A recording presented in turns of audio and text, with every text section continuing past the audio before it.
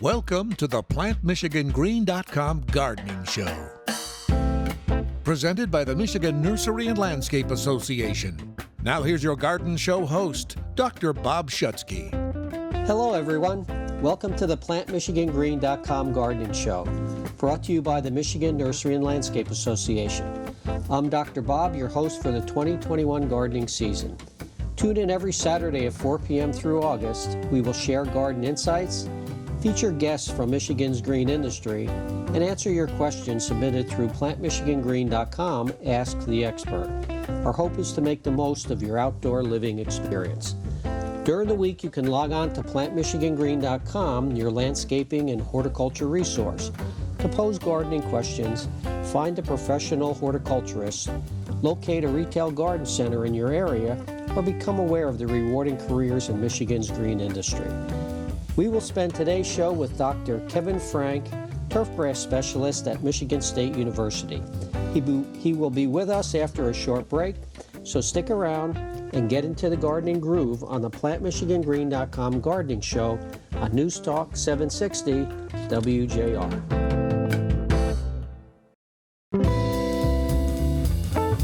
Welcome back. We're pleased to have Dr. Kevin Frank, turfgrass specialist at Michigan State University, to talk about turf tips and issues.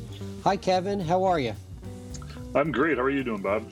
Doing okay. Hey, thanks for joining us on the PlantMichiganGreen.com Gardening Show. So what can you tell our listeners about turfgrass or the world of turfgrass these days?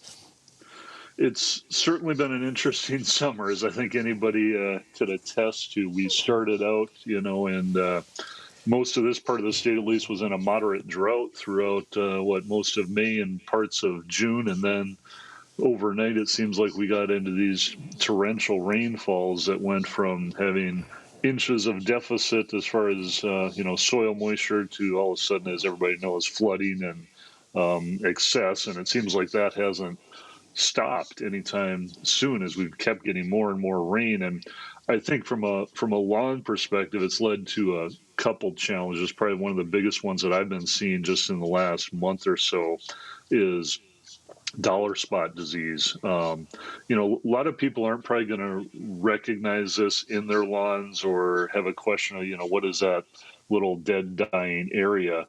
But dollar spot is something that in the past I would generally say is, I would call it more of a cosmetic disease, if that makes sense. It's like we would sometimes see it in lawns, but would maybe not be a huge issue. But I think the conditions, just with the moisture and the temperatures we've had throughout most of the month of July and even into August, we've just seen kind of this explosion of dollar spot, and some lawns literally have really been blighted by it. And for those that aren't familiar with it, the name dollar spot, it was rather ingenious, so to speak, as a pathologist decided to call its common name dollar spot because the spots in the lawn were about the size of a U.S. silver dollar. Now, when the disease really gets going, though, I've heard others joke that it becomes more like silver platters than silver dollars because it starts it starts to coalesce, and all of a sudden you have this larger pattern of affected turf. And basically, it's just a very tan or whitish-looking leaf blade, and starts in these small spots and then just kind of expands. In most seasons, don't people just kind of overlook it? It's not a real serious problem? I would agree totally, Bob, that in most cases you get it pop up a little bit and people might be, it's like a little curiosity of what is it, and then typically the conditions kind of change, and especially a turf that has a good fertilizer program on it, it just kind of regrows over that damage and disappears. But I've had a number of inquiries this year of people that just, send pictures, and you're just like, holy geez, there's a lot of dollar spot out in that lawn.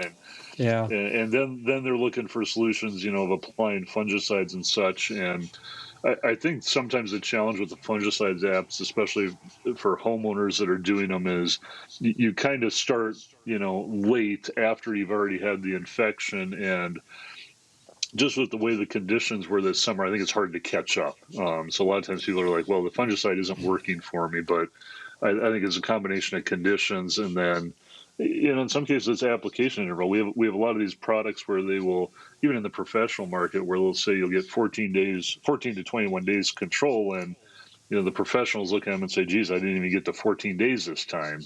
Yeah, right. Yeah.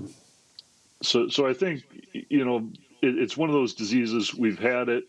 It's probably going to continue, I would guess, for a little bit longer. But then hopefully as we move out of, August and into September, we'll start to see it just diminish and hopefully lawns recover from it. Yeah. Growth rate seems to have exploded as well with this rain too, and there's an issue with the professionals being able to get on turf to mow it more frequently, because usually at this time of year it's kind of extended. They're not mowing as much. You're exactly right, Bob. I think it's been an exception this year, because normally when we're through, especially the high temps, hot weather we had in July and into August, you normally see our cool season turf grasses really start to slow down in growth. But I think part of that equation this year has just been the abundant soil moisture. All this rain has just kept it growing, and it's been a challenge because, I look at my own lawn, and there's been times where I'm like, geez, didn't I mow it 2 days ago? And I look out there and think, geez, I need to mow it again. And for a homeowner that probably has a small push mower, in most cases on smaller lots to mow their lawn with, versus the commercial folks that are bringing on zero-turn mowers, or some of the stand-on units that they use on smaller sites. You're exactly right. It's been a huge challenge when you've got 3 inches of rainfall in some cases overnight, and you're trying to figure out, when do I get out to these properties to try to mow without doing damage? It's these saturated lawns, and I think that point you bring up, as far as not only the growth rate, and then we talked about how wet it is, but as you move into fall now, a lot of services or a lot of companies offer services for aerating lawns, and just trying to loosen up the soil a little bit, reduce compaction. I think a year like this year, that maybe could be even more valuable than it's been in the past, just because of the traffic on saturated soils really compacts the soil. So, there might be spots where, these larger mowers are coming through, where this could be a benefit this fall to try to loosen those up a little bit, just because, let's be honest, there was times where you had to mow when it was too soft, because it was just not going to dry out. And, you get to the point where the lawn might be 5 inches tall before you get out there and mow it again. Right. You bring up a good point about aeration, because a lot of times when we think about root growth needs oxygen. And when it comes to that compaction, there's a lot of limits that occur when we get into compacted soils. Yeah, and I think, I like your point too about just root growth, and the things, or the soil properties that helps roots grow. And one is, of course, not having a compacted soil, because that really restricts root growth, just from a physical standpoint of the roots trying to penetrate compacted soils. But I think also with the saturation we had in the soils of just being so wet throughout most of this summer, you probably have, I would guess, a little bit less root growth, or a little more shallow roots than you've had maybe in past years, because it was if it wasn't irrigated, well, even if it was irrigated in when we were in that moderate drought, the turf was just stressed. And then you kind of flipped to the complete opposite scenario, too much water. That anything we can do is this fall, which could be a core aeration, and we'll talk a little bit about fertilizer applications to try to help the turf kind of regain its health, if that's what we could call it, as we go through this fall period, and try to prep lawns so they're in the best shape they can be next year. Yeah, great. Kevin, we need to take a short break, so hold those thoughts and we'll come back in a short while. So stay tuned for more with Dr. Kevin Frank in the PlantMichiganGreen.com Gardening Show on News Talk 760 WJR.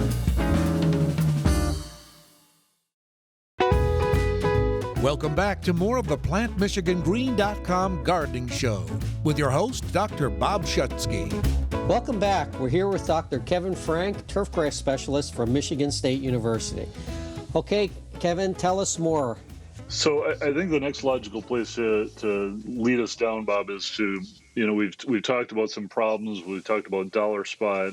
We've had some thinning throughout the turf. And as we move into fall now, this is really the best time for establishment. And those that have, maybe been impatient and tried to do it this summer, it's tough just because of the high temperatures and such. But as we move into fall, this is really the time to look at your lawn and assess, do you have areas that you need to introduce some seed into, or just by, doing a fall fertilizer application, will you be able to cover over any of those damaged areas? So, for example, when I say that, we talked about dollar spots. So if you think about those relatively small patches that might have some turf that was burned down from that disease, in most lawns, if you had that, you can probably just look at, hey, if you're going to do a fertilizer application in the next, let's say, 2 to 3 weeks, the lawn should be able to recover and just grow over those small voids. So I always used to kind of use the example of, like, if the damage was about the size of a softball, you can probably get the turf just to creep in laterally and fill that void in. If you're talking more like volleyballs, or you can imagine up to a beach ball type thing, then you're in a spot where you're probably going to need to introduce some seed to get that filled in this fall. When it comes to choosing a seed, especially for homeowners who are really not in tune with what was there already, do you have any suggestions on seed for them to look for? Yeah, that's a great question, because so many times people aren't satisfied, let's put it that way, when they seeded an area and then they get it established and all is well, but then they go, it doesn't blend perfectly with what else was there. The color might be a little different, or what we call leaf texture, which is just the width of the leaf blade, might be narrower or might be wider than what the other areas of their lawn are. So I would always tell people, which was wishful thinking, that, hey, if you've got the seed label or the sod label from what was established on your lawn, you'd be ahead of the game. But hardly anybody has that, of course. So next big thing you can generally say is probably about 99% of the lawns in this state were established to Kentucky bluegrass, or a mixture of Kentucky bluegrass, perennial ryegrass, and probably a fine leaf fescue. Now, for most lawns, when I look at, what should you select, I would say go with something that is a fairly high percentage of Kentucky bluegrass in the mix, if you're going to do a mix at all.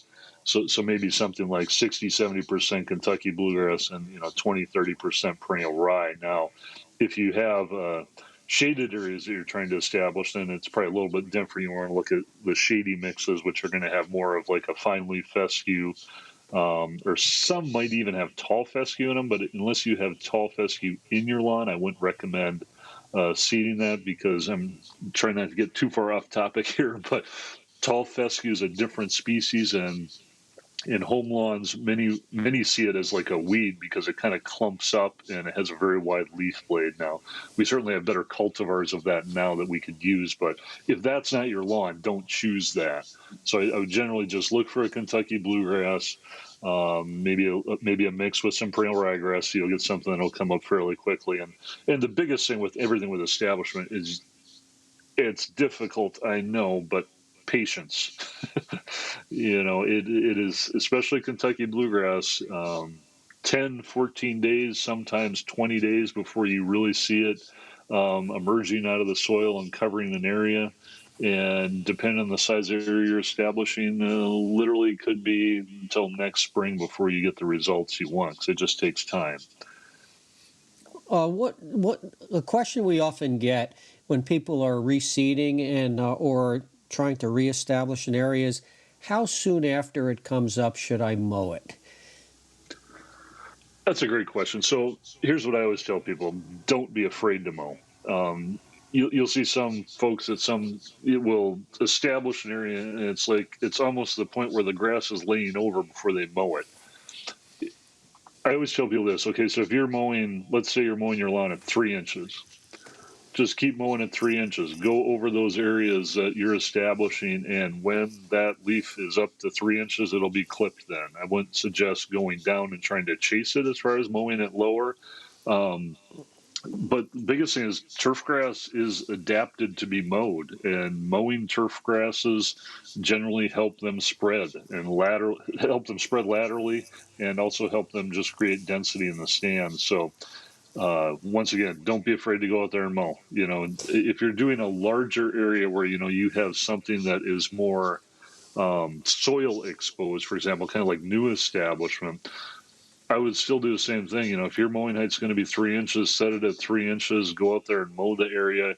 If it's bare soil that you're establishing into, you got to be careful, of course, with how wet it is when you start mowing across it. But at some point, you got to do it. So don't be afraid to mow it. Okay, here's a question too that comes out. You know what? The grass is growing so fast. I'm going to mow it shorter so I don't have to mow it as often. Can you share with the listeners some of the problems that comes from cutting too short? Yeah, the old adage, it's like you're taking revenge on your lawn, right? Because it's growing so fast. Right. And it does shock it. That's literally one of the things it does. Is that's why people say, well, I always mow it at this height, but damn, I'm tired of mowing it, so I'm going to mow it lower, and I'm going to really trim it down. And yeah, it takes it longer to recover to mow again because you shocked the plant. So I always use a description of turf grass as far as mowing heights really gets trained to a specific mowing height. And especially many homeowner lots, we have trees in them. They're not necessarily the most uniform, perfect, flat soils. There's lumps and bumps from tree roots and everything else. And when you lower that mowing height, not only does it shock the plant, but in many cases, you end up really cutting lower because all of a sudden you're hitting these different bumps and valleys that as you continue to decrease that mowing height and you stress the plant, it takes longer for it to recover. So instead of that turf grass plant doing something like growing roots, now it's just trying to recover from this excessive short clipping that you did to it. So it's really just, there's people that tell you to change mowing heights throughout the season as you go. Sometimes mow lower in the spring, mow lower in the fall. I generally always used to tell people, it's kind of a joke, but when you got your typical push behind lawnmower, set it at 3 inches. Some people like 2.5, hopefully not 2. 2.5, 3, I think is a great number. And I always tell people, take it down to the local shop or something and have them welded at that height so you can't be tempted to move it. So you'll have a consistent mowing height all year long. That's what I generally advocate. Yeah, good thoughts.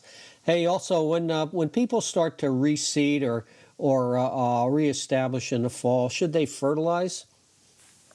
Absolutely. So with new establishment, you want to make sure to fertilize because that's really going to help any of those new seedlings get a better chance at establishing. So when you think about it, when you put down the seed, every one of those seeds that you put down just initially puts down one root. So that one root trying to harvest both water and nutrients out of the soil is really at a disadvantage at that point. So look for a starter fertilizer at establishment. A starter fertilizer is one that will have phosphorus in it. We are allowed to apply phosphorus during establishment. Other times you can't apply phosphorus to a home lawn unless you have a soil test that would indicate need. But during establishment, you can.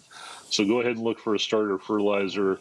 And generally, you can just apply it based on the bag rate. So most of those bags will say, this covers 5,000 square feet or 2,500 square feet, for example. And that's generally calibrated to deliver about a pound of nitrogen per 1,000 square feet.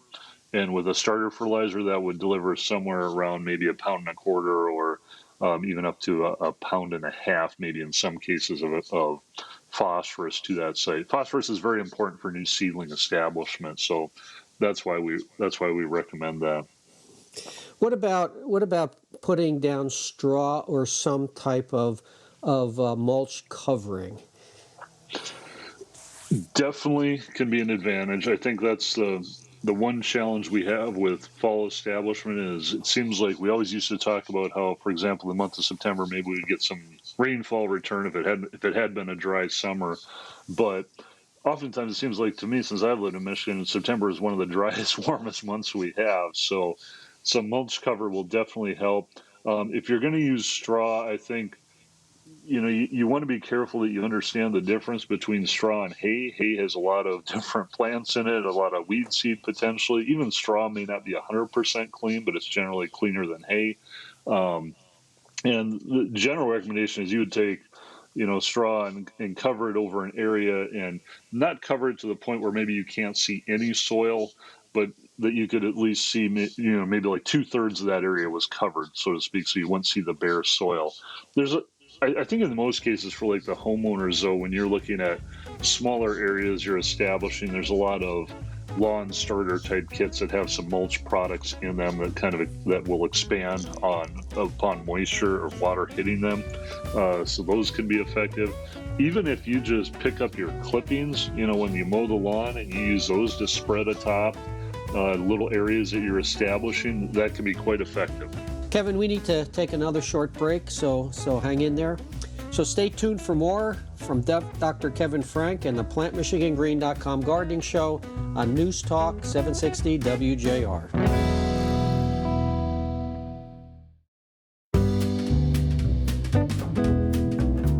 Welcome back. We're here with Dr. Kevin Frank, turf grass specialist from Michigan State University. He's been telling us a lot of good information, sharing good information on how to care for turf. So Kevin, when we talk about establishment, you had mentioned that we need to talk a little bit about irrigation. Yeah, so one thing we want to make sure with any establishment is you don't let the surface dry out. So even if it's small spots and you have to hand water them, or if it's a larger area, fall is generally in our favor. We have shorter day length, so less drying time. But still, you want to set up irrigation, either hose end sprinklers, or if you have an automatic system and you're doing some spots, might need to go out twice a day, just short time intervals, but don't let that surface dry out. Because once the root gets down into the soil, if it encounters drying for any extended period of time, you can lose it very quickly. So just, you don't want to flood it or anything, but just make sure it stays moist on the surface. Another thing I'll mention too is no herbicides. Okay, so during establishment, and I've stood in those aisles at box stores or whatever and heard people talk about, well, in the spring of the year, for example, this crabgrass preventer, will that be a good product to use when I'm establishing my lawn or establishing a spot? No, that will not work. There are some herbicides that can be used post establishment, but generally, just to be safe, I tell people, in the fall especially, probably just avoid putting any herbicides down unless you're working with a professional contractor that's going to be using some different chemistry that is safe at establishment. Just make sure to mow. You'll mow some of those weeds out that do come up. Most of the weeds in the fall will be winter annuals that will be around this fall, a little bit next spring, and then it'll be gone anyway. So just make sure to generally stay away from herbicides, keep the surface moist with irrigation, and hopefully you'll get those spots filled back in that you had lost this summer. Okay, sounds good. So what else can we talk about that will help our listeners in terms of having that lush green carpet? I think the two things right now is, one, thinking about a fertilizer application. So this always depends on, how many applications you do, when you do them. But typically this time of year, people might have done an application kind of leading into summer, and then maybe didn't do anything throughout the months of late June through July and August. So as we move through August now and get into September, this is a time that if you haven't done a fertilizer application in several months at least, you probably want to do one. September is a great time to fertilize. Generally cooler temperatures, you see good growth responses without forcing a lot of top growth. And it really kind of helps the plant, as we talked about earlier, recover from any thinning that occurred over the summer, and hopefully helps it, kind of set itself and prepare itself for next spring. So biggest thing with fall fertilization that I tell people is, as with any fertilization you do, try to select a product that has some slow release fertilizer in it, which is primarily slow release nitrogen is what we're talking about. So that it's not just all fast release that goes out there and you see the immediate greening and lush growth, but then it's pretty much gone within about 2 to 3 weeks at the most. So look for something that has slow release fertilizer that requires you to look at some of the fine print on the bag, or just kind of look for keywords that might say slow acting or of course, slow release. Those types of terminology are typically on those bags. Sometimes we hear about a late fall or a dormant application. Does that make any sense? I'm not a big advocate of that anymore. We used to, for many, many years, it was common. And if you go back far enough and look at kind of what we used to do, at one time that late fall application was considered maybe around like Halloween time, the end of October. Then at some point it became more like Thanksgiving time or even Okay. into December. And I think the challenge with those later fall applications is just the unpredictability of when winter comes. You know, some years we seem like we're in this pattern where you might even have some growth in your lawns, certainly through November and even possibly into December. Now, not the type of growth we're seeing right now where you're out there cutting every week, but just some minimal growth. And you know, putting fertilizer down at that time, the thought was always that you're going to put it into the lawn. You're going to not see much of a response, but it's going to go into the root system. It's going to store in the growing points of the plant, and then be ready for next fall or next spring.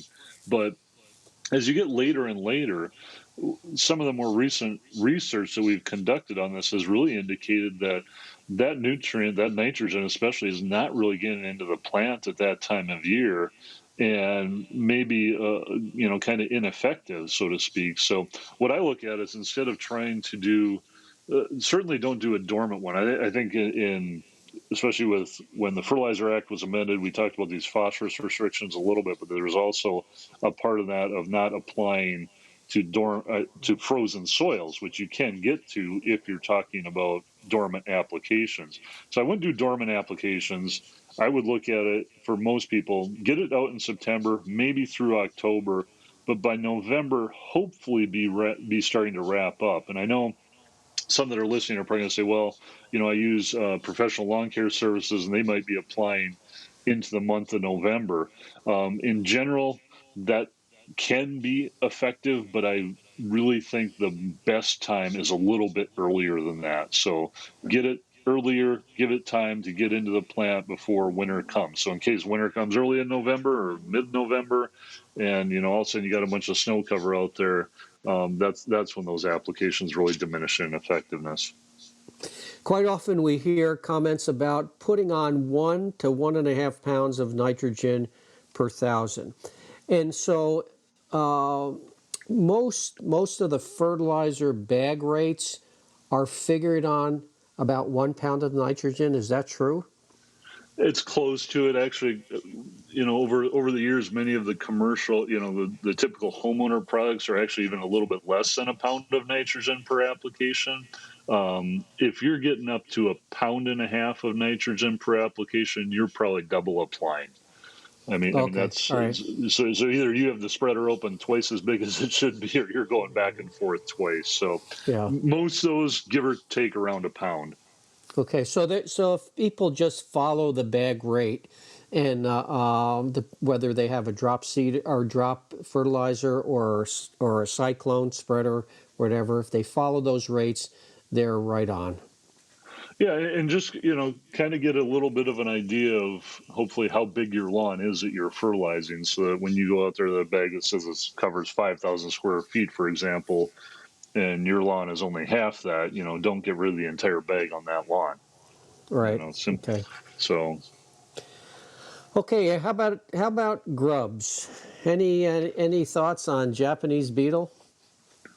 Well, you know, Japanese beetle, I think, is so.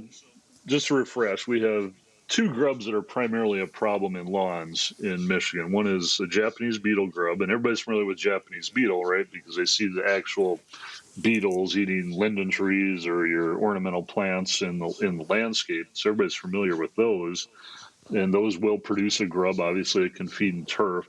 And then there's European chafer grubs, which you don't see eating your ornamentals, but they can be a big grub problem in the lawn. Now, between the two, just quickly, Japanese beetle, when they lay their eggs and eventually the grub comes along, those eggs tend to survive better in moist soil. So when we think of the month of July, boy, that was a good time for Japanese beetle because it was certainly not many dry soils around here. European chafer tends to survive better in dry soils, and European chafer was often the one that we would have more problems with on home lawns, especially unirrigated home lawns. So if I were to guess, you're probably not going to see as much European chafer injury this fall in lawns just due to the wet conditions we had during the month of July. Japanese beetle, I don't know. It seemed like I didn't see a tremendous amount of the adult beetles flying around this summer, but I would still expect we have some issues with Japanese beetle. We always do. So there's a couple control options as far as curative, couple different insecticides you can use. I always tell people, though, make sure to verify that you actually have grubs, because people see things, they see moles and they say, well, I must have grubs, so I got to go and treat with an insecticide. But we just live in mole country, so to speak. I mean, so moles don't mean that you have a grub issue that you need to go treat an insecticide with. That's a good point. You know, when you see one, it means they have the other. That's not true all the time. That's for sure. Yes. Any other thoughts that you can share with our listeners? I think the big one that some people might still be looking at is crabgrass. We've had a lot of crabgrass this summer, and I think it was set up by those dry conditions early and then the wet conditions later in the summer. So crabgrass is a summer annual, so it is going to be actively growing until we get the first frost. And then after the first frost, it'll pretty much check out. But, you know, between now and then, that could still be another month of growth and producing seed. So if you have a lot of crabgrass in your lawn, you might still want to think about trying to control that with a herbicide just to reduce some of that seed production over that next month. And also, depending on the lawn and everything, if you have a lot of crabgrass, you might be able to control it and then seed into those voids from where that crabgrass took over. And of course, the biggest thing with all these weeds is the denser lawn you can produce, the less crabgrass you have. So, you know, if you have a thin lawn, you're going to get more weed pressure, whether it's crabgrass or other perennials such as black medic or maybe creeping Charlie or something like that. So, you know, mow it. I always tell you, mow it 3 inches. You can provide some fertilizer to the lawn to help with density. Those types of practices will help you outcompete the weeds.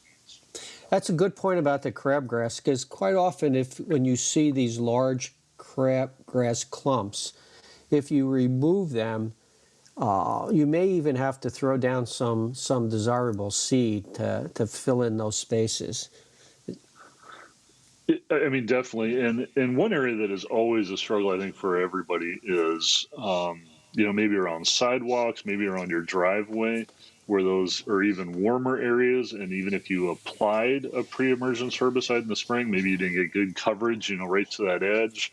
So you get crabgrass in there. And you know, if you can control it, and or if it's just a small enough area, you can, you know, pull it out by hand and then go in there and touch up some of those areas with seed. So you're not going through that continual cycle every year of weed invasion, kill it off, or it dies after the frost, and then weed invasion again the next spring. You just kind of, you know, it seems like you're doing the same thing year after year after year on those areas. Right. Well, Kevin, that's about all we have time for today. If our listeners want to get more information about turfgrass, the practices, and some of the information that you and MSU has to share, how can they do that? The easiest way is just to go to, it's a website link, turf.msu.edu. And if you type that into your browser, it'll take you to the college's website that has all of our extension articles on there. And once you get to that website, though, I would just encourage any of your listeners that are looking for that information, just type in a search. So, for example, lawn establishment or grub control, because sometimes, you know, just sorting through the different articles becomes cumbersome. So it's just like a Google search engine, you know, type in there what you want. And there's quite a few articles I've written and others of my colleagues have written over the years to just kind of help with some of the things you're seeing in the lawns throughout the season and what you can do at different times of the year. Great. Well, thanks for being with us today. You shared an awful lot of useful information, and it's always good to hear your comments and thoughts on turf. Thanks, Bob. I really appreciate the opportunity, and hopefully we have a great rest of the summer, what's left of it, and good growing conditions to get those lawns looking prime for next year. Okay, take care, Kevin. Thank you.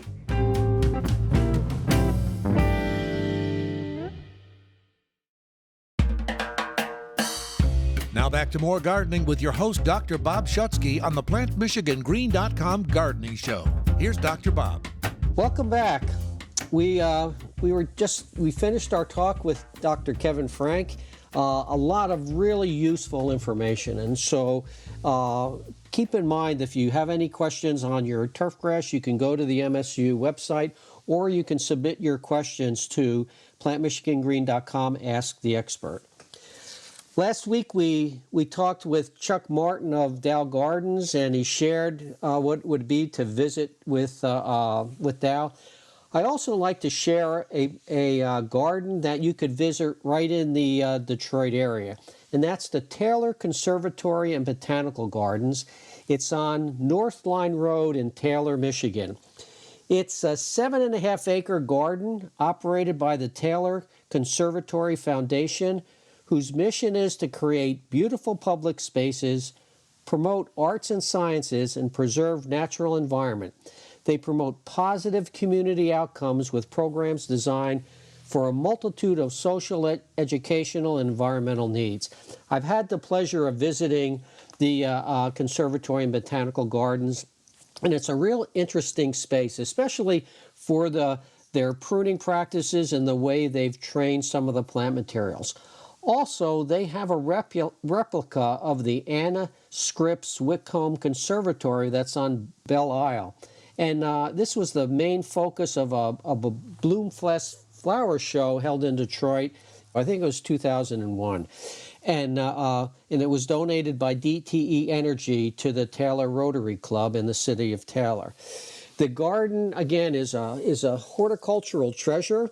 And so if you want more information about it, you can go to taylorconservatory.org and find more information about the programs that they have. And don't forget to visit our website, plantmichigangreen.com, and click on Ask the Expert to submit your landscape and gardening questions. You may hear your question on the air. And tune in every Saturday at 4 p.m. through August for the best information and advice to maximize your outdoor living experience. And during the week, don't forget to log on to plantmichigangreen.com to find a professional, a retail garden center in your area, or explore the rewarding careers in the green industry. That's all for this week. I'm Dr. Bob, wishing you sunshine and happy gardening. You've been listening to the PlantMichiganGreen.com Gardening Show with Dr. Bob Schutzke, presented by the Michigan Nursery and Landscape Association.